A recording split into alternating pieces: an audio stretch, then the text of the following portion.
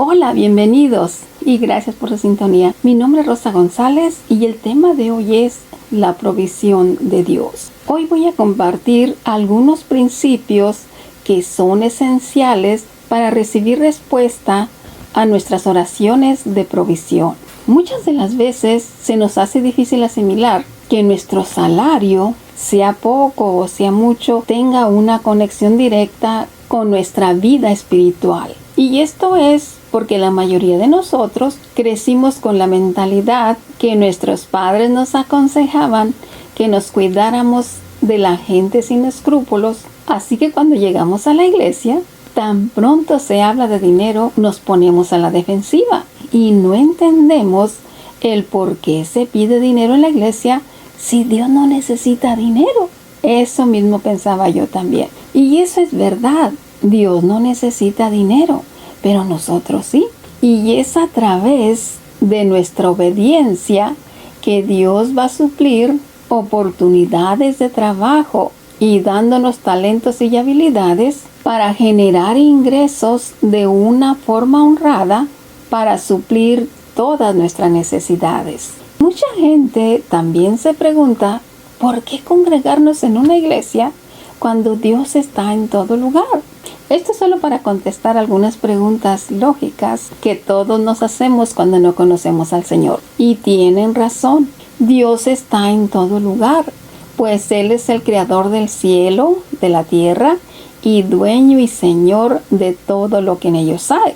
Vamos a recordar un poco a quién fue el que se le ocurrió la idea de hacer un templo. En el principio, cuando el pueblo de Israel salió de la esclavitud, Dios estableció que prepararan un tabernáculo de carpas para guardar las tablas de los 10 mandamientos. Dios le habló a Moisés y le dio todas las instrucciones para que él hiciera el tabernáculo. Y allí se comunicaba Dios con Moisés y se ofrecían todos los sacrificios por los pecados del pueblo. Y este tabernáculo se desmontaba y se lo llevaban a otro lugar y lo volvían a instalar donde quiera que llegaban. Eso lo podemos encontrar en Éxodo 26:30.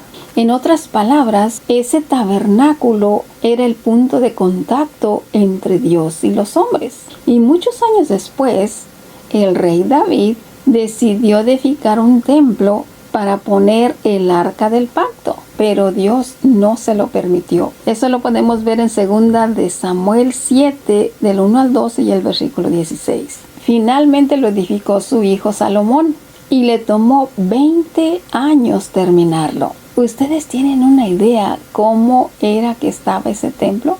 Construido por el rey que se le conoce como el más sabio y próspero de todos los reyes de la tierra. En 2 de Crónicas, del capítulo 2 al capítulo 8, está la descripción de todo ese templo.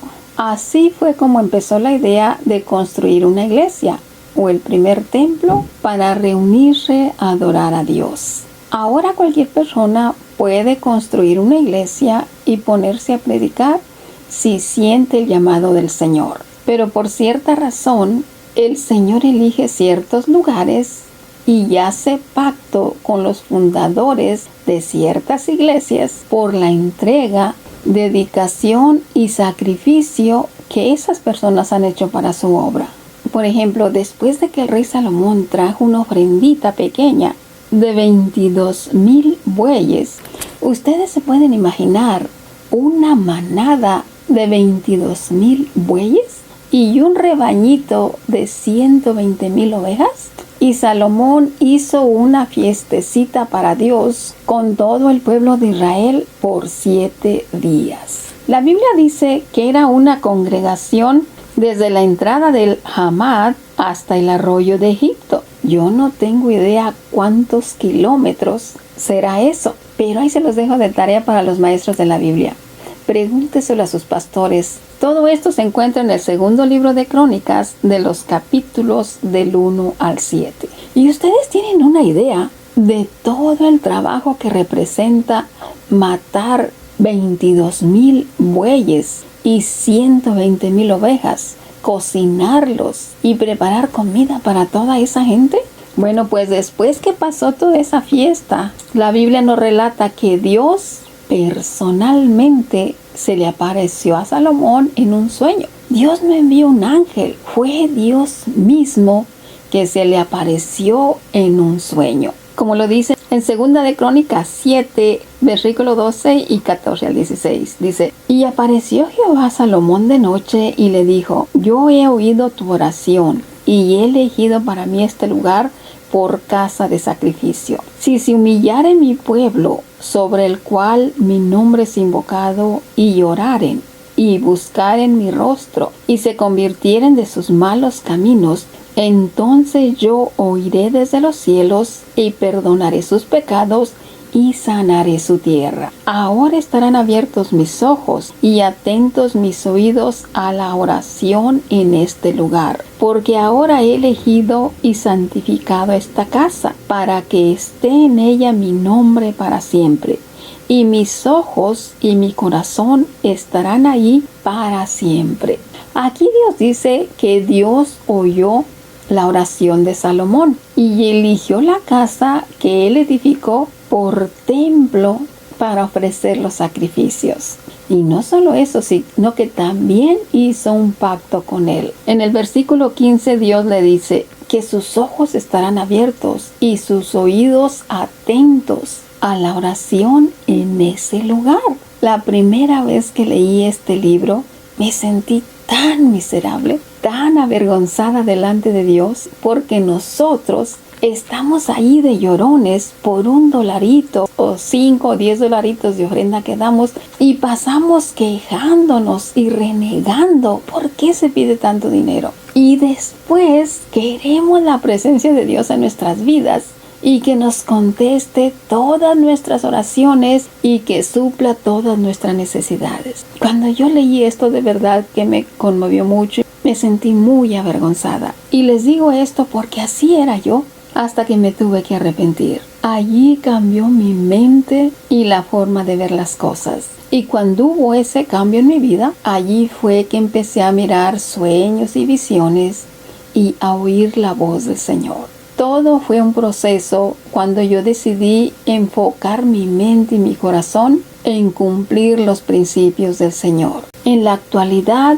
las iglesias son el símbolo de ese tabernáculo. El mismo Señor Jesús respetó y siguió todos los principios y mandamientos de acuerdo a la ley de Moisés.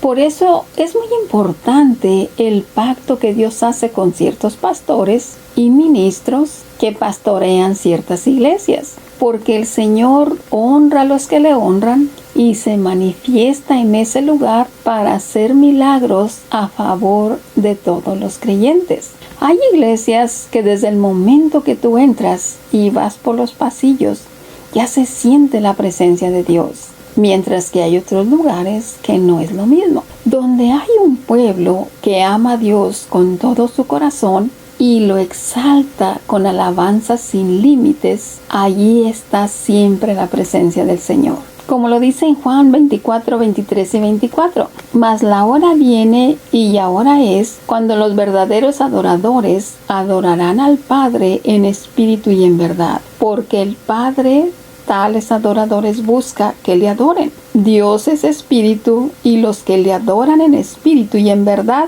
es necesario que adoren. En medio de todo esto, también en las iglesias hay otro extremo que debemos de tener mucho cuidado. Un pastor decía que él miraba un mal dentro de las iglesias, que el enemigo ha engañado a muchos creyentes haciéndoles creer que el ser pobre es ser humilde. Porque hay personas que llegan a cierto nivel de espiritualidad que Dios les puede conceder todo lo que ellos desean. Pero cuando tú les preguntas, ¿qué le pedirías al Señor? Siempre te dicen, yo no pido riquezas ni pobreza, solo que Dios me sostenga con lo necesario. El pastor decía que ese es un espíritu de egoísmo, porque no desean nada bueno ni para ellos, ni para su familia, ni para los demás, ni para la casa de Dios. Él decía que esa es la mejor estrategia que ha usado el enemigo para detener el avance del evangelio. Porque para todo se necesita el dinero.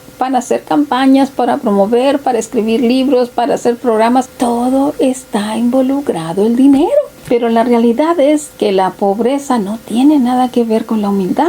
Todo lo contrario, la pobreza trae ansiedad, preocupación, amarguras, envidias y depresión por no poder suplir las necesidades de nuestra familia. Además, esto trae también una mentalidad de conformismo y egoísmo para toda su familia. Las decisiones que hacemos acerca de cómo administrar nuestro dinero afectan nuestra vida espiritual, porque aquí en la tierra todas las cosas de valor se miden por lo que cuestan. El Señor Jesús dijo en Mateo 6:21, porque donde esté vuestro tesoro, allí estará también tu corazón. Así que con las decisiones que hacemos de cómo gastar nuestro dinero, demostramos las prioridades de dónde está nuestro corazón. Por ejemplo, si a ti te duele dar una ofrenda de $20, pero no te duele comprarte unos tenis de $200,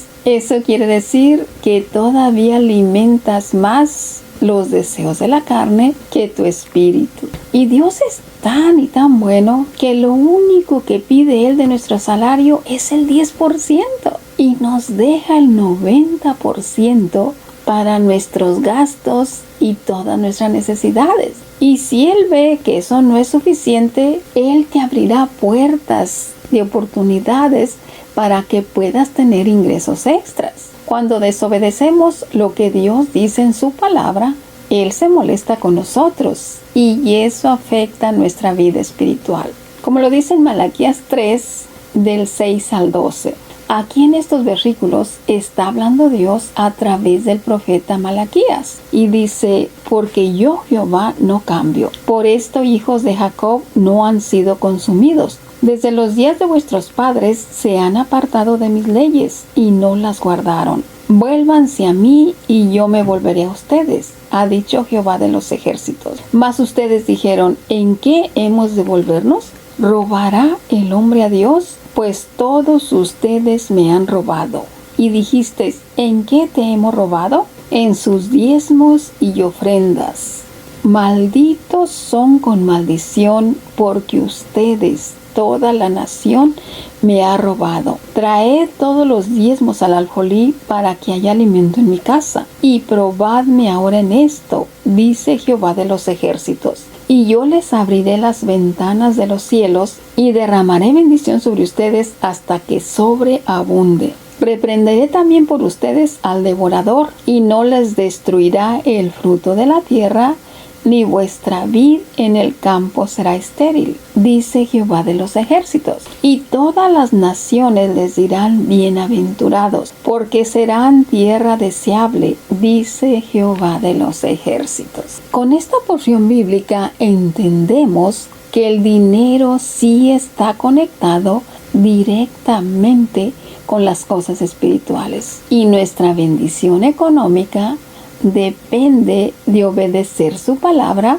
y traer a la casa de Dios el 10% de nuestro salario, así como Él lo manda en su palabra, para que el 90% restante sea protegido y multiplicado de acuerdo a la palabra de Dios. En una ocasión, un pastor coreano dijo, no le tengan miedo a las riquezas. El dinero tiene un poder neutro. Corazón bueno con dinero hace cosas buenas. Corazón malo con dinero hace cosas malas. El problema de todo está en el corazón, no en el dinero. Por eso debemos aprender a cómo distribuir el dinero para que el dinero no nos controle a nosotros. Viví por algún tiempo en la casa del pastor y fui secretaria de la iglesia por algunos años y me pude dar cuenta de todo lo que hay detrás del mostrador. Pude ver las cargas, presiones y el sufrimiento que pasan los verdaderos siervos del Señor. En ese tiempo me pasaron muchas anécdotas y cosas que el Señor usó para mi propio crecimiento. En 1 Corintios 9, 13 y 14 dice: ¿No sabéis que los que trabajan en las cosas sagradas comen del templo y que los que sirven al altar del altar participan? Así también ordenó el Señor a los que anuncian el Evangelio que vivan del Evangelio. Esta es una promesa para los siervos del Señor, apóstoles, profetas, evangelistas, pastores y maestros. Pero pude observar que muchas veces algunos miembros de la iglesia quieren aplicar estos mismos principios para no trabajar. El apóstol Pablo fue muy fuerte en este asunto y dijo en 2 de Tesalonicenses 3:10: porque también cuando estábamos con vosotros os ordenábamos esto: si alguno no quiere trabajar, tampoco coma. Eso lo dijo el apóstol Pablo, porque oímos que algunos de entre vosotros andan desordenadamente, no trabajando en nada, sino entremetiéndose en lo ajeno. A los tales mandamos y exhortamos por nuestro Señor Jesucristo que trabajando sosegadamente coman su propio pan. Y ustedes, hermanos, no se cansen de hacer el bien. Si alguno no obedece a lo que decimos por medio de esta carta, a ese señaladlo y no se junten con él para que se avergüence. Mas no lo tengáis como enemigo, sino amonestadle como hermano. El Señor Jesús comparó a los miembros de la iglesia con los rebaños de las ovejas, porque las ovejas en los campos más áridos y en las temperaturas más extremas siempre dan leche y lana para el sostenimiento de la familia. Y así mismo debe de ser con todos los miembros de las iglesias, que no importa la situación que llegue, nunca debemos de dejar de dar nuestros diezmos y ofrendas, porque por encima de las circunstancias más adversas, el Señor nos proveerá de trabajos y destrezas especiales para el sostenimiento de la casa de Dios a través de nuestros diezmos y ofrendas, y con el 90% restante, el sostenimiento de nuestras familias. Si entendemos este principio, no importan las recesiones que lleguen, el Señor siempre proveerá trabajos y protegerá los negocios y proyectos de todos sus hijos que son fieles con sus diezmos y sus ofrendas. Viviendo en la casa de un pastor, también me di cuenta que el enemigo se infiltra entre los hermanos más débiles para destruir la obra del Señor. En el año 1980, mi hermana mayor era la tesorera de la iglesia. Yo estaba recién convertida cuando mi hermana decidió irse al instituto en el mes de septiembre. El pastor me pidió que si por favor le ayudaba a cubrir ese tiempo hasta diciembre, porque había un comité y cada fin de año se hacían todos los cambios de los ministerios. Le dije que me disculpara, pero que yo no podía con eso. Me dijo el pastor que por favor les ayudara y que solo hiciera lo que hacía mi hermana. Le dije que no era tanto por el trabajo de secretaria, sino por la desconfianza de los hermanos, porque yo oía muchos comentarios negativos. El pastor me dijo: olvídese de los comentarios negativos y solo enfóquese en agradar a Dios. Le dije: pero yo no tengo la paciencia de mi hermana. Si yo oigo algún comentario negativo, yo les voy a ir a reclamar. Él se rió y me dijo: no se preocupe, usted ayúdenos con lo que pueda y de lo demás se encargue el Señor. Le dije: pues solo le voy a ayudar por estos 4 meses con una condición: que me permita poner en la pizarra la información del reporte mensual de entradas y salidas, así para que no haya ninguna confusión, para que todos ellos sepan a dónde es que va su dinero. El pastor se rió y dijo que estaba bien, que él se lo iba a comunicar a los del comité. Cuando mi hermana me dio las instrucciones y me entregó los libros de la iglesia, yo no podía creer lo que se le pagaba al pastor. Él tenía 8 hijos y ya a él solo se le daban los diezmos, y eso era menos de un salario mínimo. Yo ganaba más que mi pastor. Eso me dolió mucho. Y después pensar en tantos comentarios que hacía la gente, que él se robaba todo el dinero cuando ni siquiera se le suplía para las necesidades de su familia. Eso me dolió mucho. Además, los hermanos que más hablaban no estaban sus nombres en la lista de diezmos ni ofrendas. Pues empecé a preparar los reportes semana tras semana y el fin del mes fui y lo puse el reporte general en la pizarra. El pastor les anunció a los hermanos que el reporte estaba en la pizarra y después del servicio todos fueron a verlo. Y cuando se acercaron los hermanos a esa pizarra, allí se armó una gritería. Algunos hermanos empezaron a reclamarle a los líderes por qué siendo líderes ellos no estaban diezmando. Para la siguiente semana, la mayoría de los líderes empezaron a diezmar y otros hermanos que tampoco lo estaban haciendo. Y las hermanas de la iglesia me dijeron que eso fue muy buena idea, porque así ellas sabían lo que se hacía con su dinero. Todos estaban muy contentos. Para el siguiente reporte, las finanzas habían subido más de lo doble. Y eso iba aumentando cada mes. En el mes de diciembre puse la cartulina en la pizarra con todos los puestos vacantes para que los miembros se registraran para ocupar esas posiciones. El último domingo del mes, los líderes ya se habían reunido y asignado cada persona en una posición del ministerio. Y a mí me pusieron de secretaria.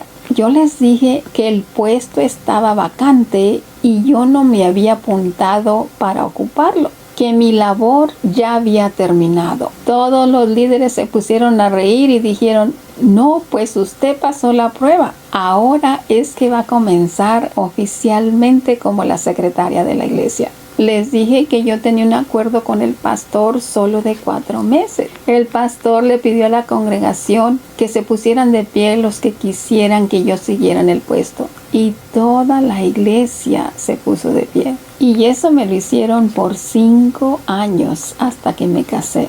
En ese tiempo el templo estaba en obra negra, se pusieron las ventanas, el piso de cerámica, se compraron todas las bancas nuevas y todo quedó muy bonito.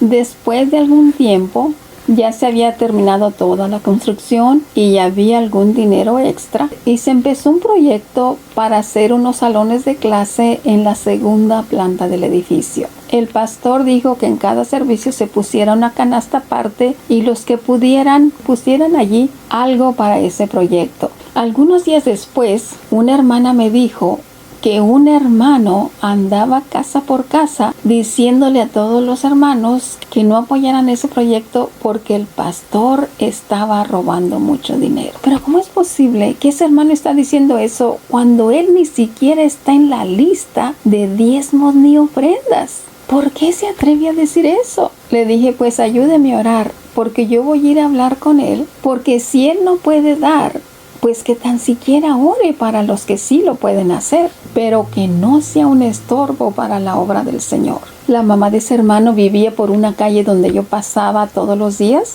y me di cuenta que los sábados los niños de ese hermano estaban jugando allí en la calle. Y pensé que los sábados iba a visitar a su mamá con su familia. Me llevé la libreta de los diezmos y cuando iba en el camino le dije al Señor que por favor me ayudara y se hiciera cargo de ese asunto, que me diera las palabras adecuadas para que el hermano no lo fuera a tomar como algo personal, que solo se diera cuenta que estaba afectando la obra de Dios y eso podía traer consecuencias negativas para toda su familia. Y a la hora que salí a comer, pasé por allí y pregunté por él. Su hermana, que también era cristiana, me dijo que sí estaba. Le dije que llevaba prisa, que mejor lo llamara. Ella se lo dijo y él contestó, no puedo salir, dígale que se pase ella. Cuando entré a la sala, vi que habían puesto varias mesas seguidas a lo largo y todo muy bien arreglado y decorado. Estaban allí reunidos todos los hijos casados con sus familias, cristianos y no cristianos, porque era el cumpleaños de su mamá. Yo no sabía eso y el hermano estaba sentado al fondo.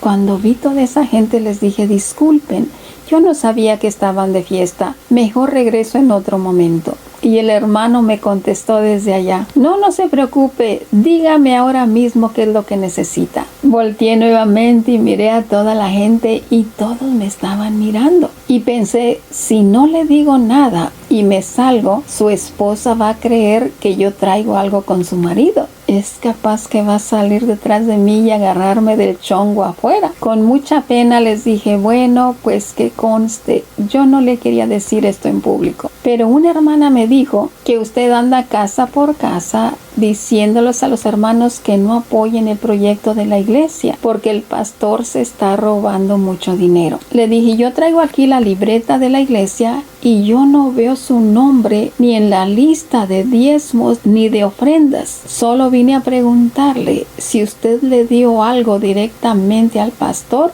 y él no lo reportó, para avisarles a los del comité y que se le regrese todo su dinero. Al instante su mamá le gritó, ¿tú hiciste eso? Y allí se armó una gritería como ustedes no tienen idea. Yo le dije a su hermana, discúlpame, yo me tengo que ir, tengo mucha prisa. Y me fui rápido de allí. Al siguiente día, domingo, yo me fui temprano al templo para hacer el aseo y el pastor me estaba esperando y me dijo, hermana, la estoy esperando. Dígame qué fue lo que pasó ayer. Ayer en la tarde vino este hermano con su mamá, que ella lo trajo para que me pidiera perdón, para que orara por él y me trajeron una buena ofrenda. Me dijo que usted pasó a visitarlos y ellos decidieron venir a pedirme perdón por unos malos entendidos. Dijo, dígame todos los detalles de lo que pasó. Cuando se lo conté me dijo, ¿pero cómo usted se atrevió a hacer eso? Le dije, pues yo solo le pensaba decir algo a él solo, pero él me obligó a que se lo dijera delante de toda su familia. El pastor dijo, pues definitivamente esto fue algo de parte de Dios, porque se miraba una transformación genuina en ese hombre. Y a la hora de la escuela dominical llegó el hermano con toda su familia y su mamá y su hermana. Y después de la alabanza pasó a testificar y le pidió perdón a la iglesia y al final les dijo, y también les quiero decir a todos ustedes que se pongan al día con sus diezmos y sus ofrendas, porque si no la hermana Rosita los va a ir a avergonzar delante de toda su familia. Yo me puse de pie y le dije, hermano, usted sabe que yo no quería hacer eso, pero usted me obligó a que se lo dijera delante de su familia. Pero también pensé que si no se lo decía, su esposa iba a pensar mal e iba a salir corriendo detrás de mí para darme una arrastrada por toda la calle. Él se rió y dijo, sí, ella lo hubiera hecho. Su esposa y toda la congregación se pusieron a reír. Con eso me di cuenta que cuando una persona no puede cooperar para algún proyecto de la iglesia, se molesta cuando otros lo hacen. Y cuando tratan de impedirlo, se convierten en instrumentos del enemigo para destruir la obra del Señor. Recuerden, todos estamos en un proceso de crecimiento y todas las circunstancias que nos llegan, por más absurdas que parezcan, si nos mantenemos firmes, esperando y confiando en el Señor, tarde que temprano llegará el cumplimiento de nuestra misión. Bueno, pues es todo por ahora. Espero que este pequeño mensaje nos haga reflexionar un poco para darnos cuenta que cuando damos nuestros diezmos y ofrendas, los damos para Dios, para el sostenimiento de su casa en las manos de nuestro pastor. Y es Dios mismo quien nos recompensará y suplirá todas nuestras necesidades conforme a sus riquezas en gloria. Sean todos bendecidos en el nombre de nuestro Señor Jesús.